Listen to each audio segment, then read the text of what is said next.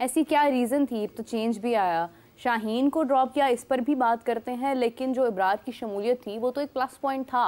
तो किस तरह से आपको लग रहा है कि पाकिस्तान दूसरा मैच भी हार जाता?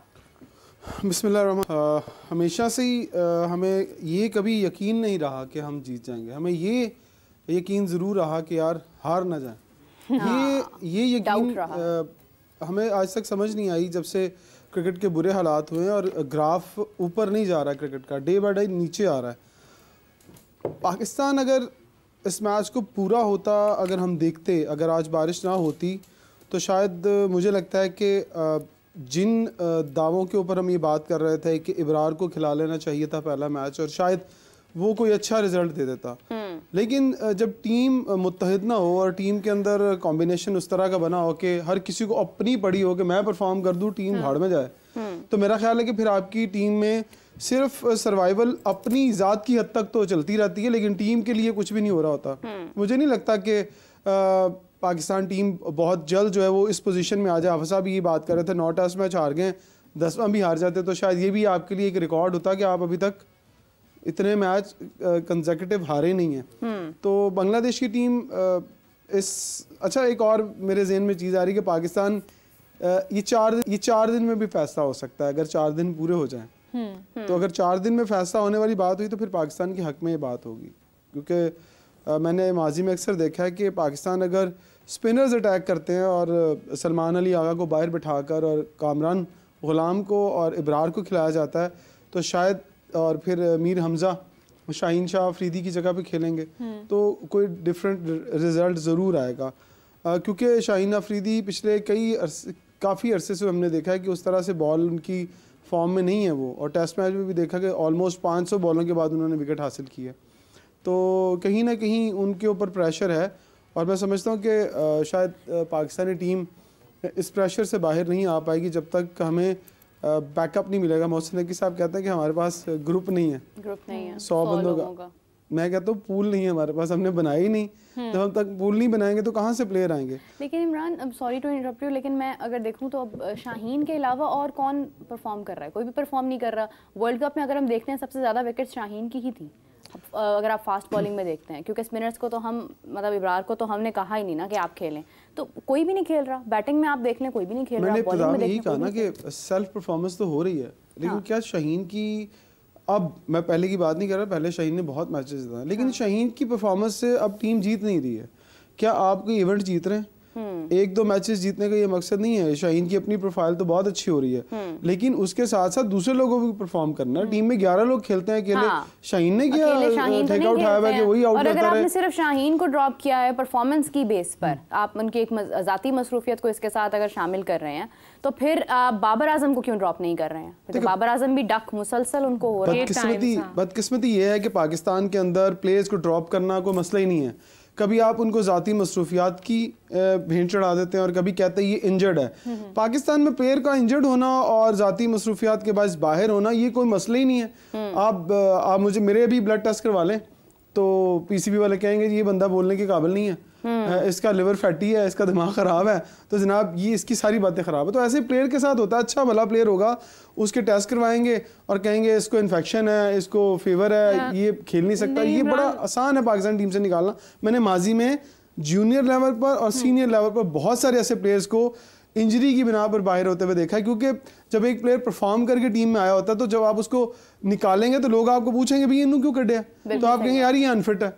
तो अनफिट होने के लिए क्या आपसे, मैं तो नहीं जाके पूछूंगा दिखाएं इसकी रिपोर्ट कहाँ है। तो वो एक बहुत बड़ा सेटबैक है प्लेयर्स के लिए। अच्छा इमरान, हम काफी दिनों से ये बात तो कर रहे हैं कि किसको खिलाना चाहिए किसको नहीं खिलाना चाहिए, लेकिन जो ऑलरेडी खेल रहे हैं, जैसे अभी मेरब ने बात की, किसकी परफॉर्मेंस हमें देखने को मिली है? किसी के भी नहीं। Babar Azam constantly 8 times test match में 0 पर आउट हुए हैं, तो इससे उनकी लीडरशिप स्किल्स पर ऑब्वियसली क्वेश्चन तो आता है। कैसे वो इंटरनेशनली हम आगे उनको देख सकते हैं? कैप्टनसी के हवाले से अगर बात करें या ओवरऑल परफॉर्मेंस, इसलिए उनका रेटिंग भी उनकी कम आई है, गिरी है, तो क्या कहेंगे आप?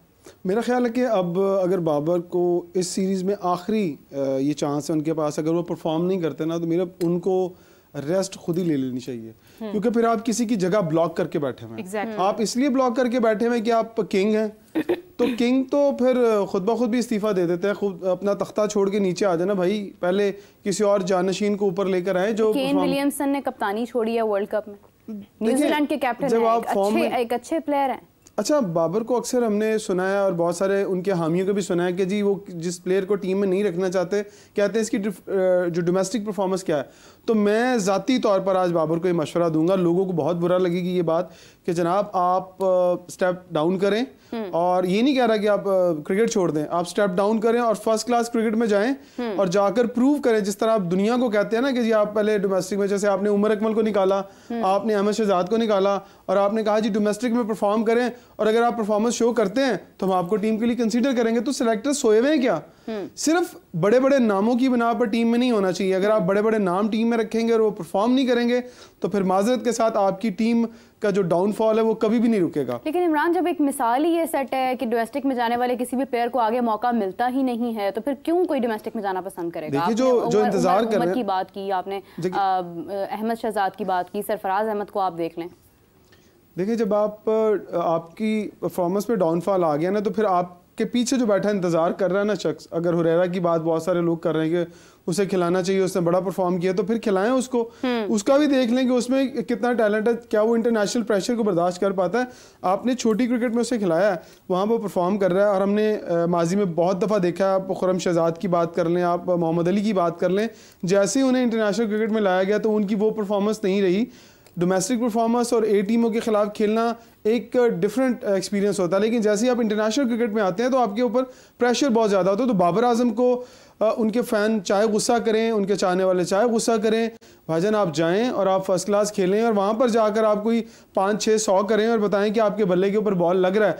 और जैसा कि अब पाकिस्तान क्रिकेट बोर्ड ये दावा कर रहा है कि डोमेस्टिक क्रिकेट का है वो बहुत क्वालिटी स्ट्रक्चर बन रहा है और अरबों रुपए आप उसके ऊपर अब लगाने जा रहे हैं, और आपने मेंटोर भी करोड़ों रुपए वाले रख लिए हैं। तो बाबर आजम की भी एक टीम का कप्तान बना दें, दूध का दूध पानी का पानी हो जाएगा कि बाबर आजम की टीम जिसके वो कैप्टन बनेंगे, क्या वो जीतेगी? क्या बाबर परफॉर्म करेंगे?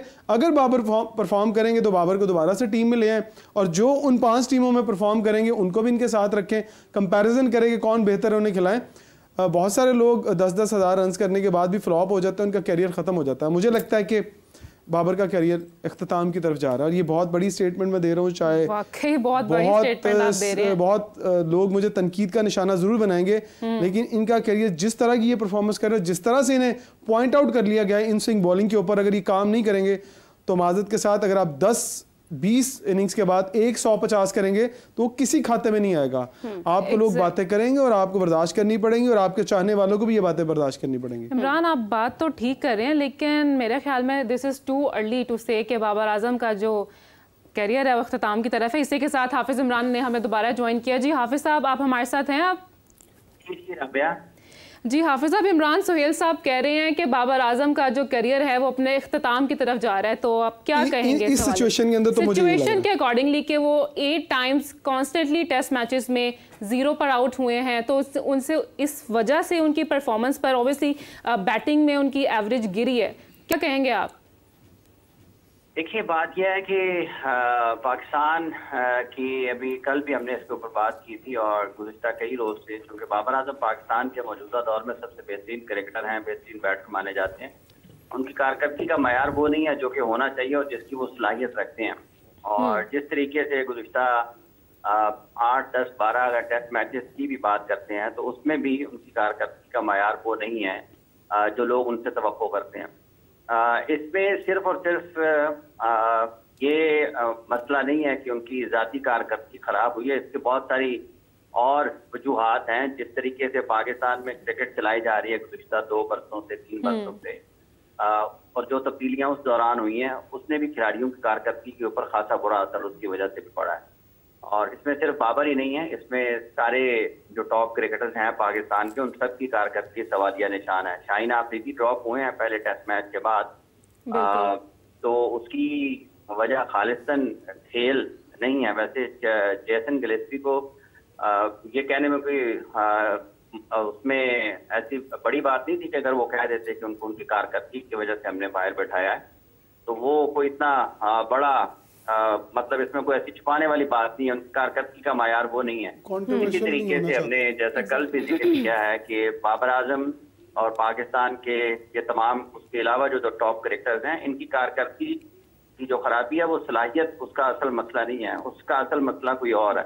और अगर आप उस मसले को हल करने की कोशिश नहीं करेंगे तो फिर मजमूई तौर पर जो टीम की कारकर्दगी है और बैनुल-अक़वामी सतह पर जो नताइज है खेल के पाकिस्तान के, वो अच्छे नहीं हो सकते हैं।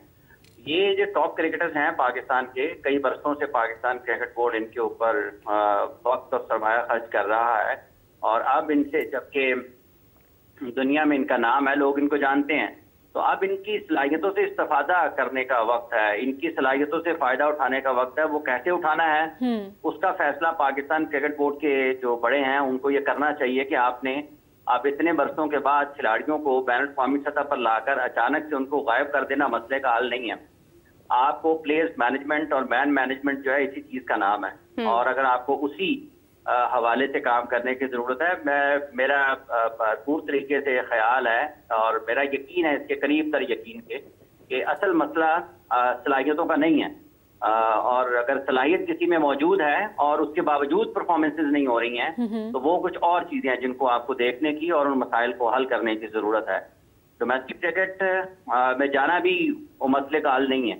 मतलब एक शख्स अगर हाईएस्ट लेवल पर परफॉर्म कर सकता है तो वो किसी भी जगह पर परफॉर्म कर सकता है और इन 5 टीमों में पाकिस्तान के किसी भी उस खिलाड़ी को सऊद शकील के अलावा रिजवान, बाबर, शाहीन, रिजवान और उनके साथ नसीम शाह चौथा, किसी भी ये जो 5 चैंपियंस कप में इनमें से सऊद के अलावा किसी को, ये जो पाकिस्तान के टॉप क्रिकेटर्स हैं, शान मसूद 1 हो गए, बाबर 2 हो गए, रिजवान 3 हो गए, शाहीन 4 हो गए, इनमें से किसी को कप्तान इस चैंपियंस कप की किसी टीम का नहीं बनाना चाहिए। अगर आपने खिलाड़ियों को तैयार करना है तो फिर आपने कप्तानों को तैयार करना है। फिर आपको नए खिलाड़ियों, नए जो लोग हैं जो आपने 4 साल से, जिन 3 साल की परफॉर्मेंसेस पर आप मुंतखब कर रहे हैं ना 150 खिलाड़ियों को, तो आप उन 150 खिलाड़ियों में से 5 कप्तान आपके पास नहीं है। इसका मतलब ये है, तो इसलिए आपको जो आपके असल मसाइल हैं क्रिकेट के, पाकिस्तान क्रिकेट बोर्ड के, उस तरफ जाने की जरूरत है। अगर आप उस तरफ नहीं जाएंगे तो ये बहस मुबाहिसा होता रहेगा।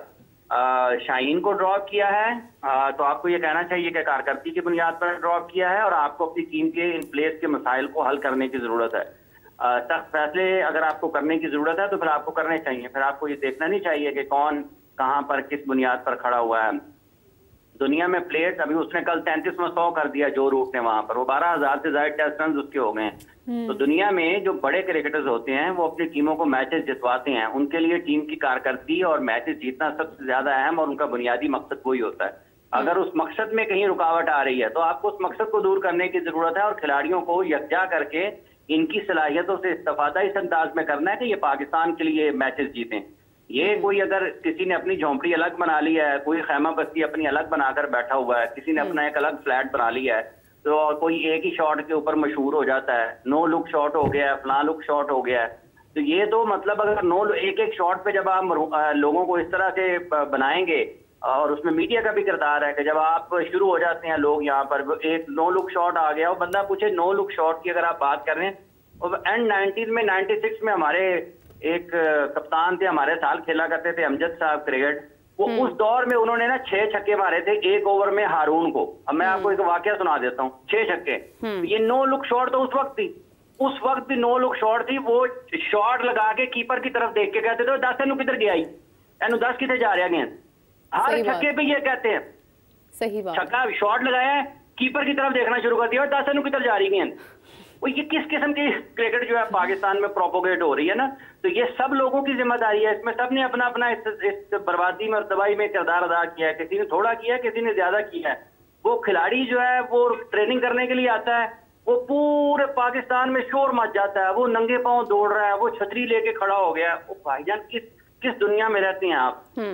कोई केक काट रहा है, कोई तोहफे लेके जा रहा है, कोई फूल पेश कर रहा है, खैर से गाली के शौकीन है आप प्रोफेशनल एथलीट हैं, आपको वैसे रिएक्ट करना है। आपके एक्शंस जो हैं वो वैसे होने चाहिए जैसे दुनिया में आपने हुक्मरानी करती हैं खेलों के मैदानों में। दुनिया में आपने पाकिस्तान का झंडा सर बुलंद करना है, उसके लिए आपको आंखें भी दिखाना पड़ती हैं।